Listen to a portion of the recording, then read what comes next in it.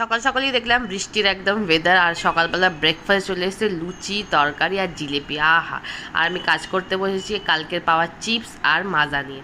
আর এখানে কাজ করতে করতে বোন ফোন করলো হঠাৎ যে আইসক্রিম খাবি? আমি বললাম হ্যাঁ খাবো, কিন্তু দাঁড়া তোর জন্য আইসক্রিম আলাকেই ডেকে নিয়ে আসে। আমি বলছি কি বাবা আইসক্রিম ডেকে নিয়ে আস? বলে হ্যাঁ, নাহলে আনতে আনতে সব গলে যাবে না তাই।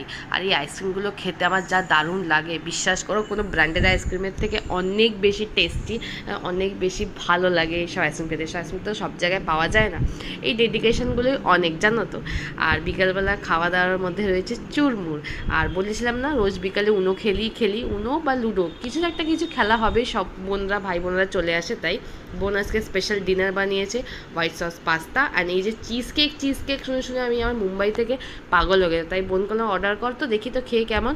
কিন্তু বিচ্ছিরি খেতে, আমার একদম চিজ কেক ভালো লাগেনি। এর থেকে তো ভালো নর্মাল চকলেট কেক, মানে চকলেট দেওয়া, ওটা খেতে আরও বেশি টেস্টি।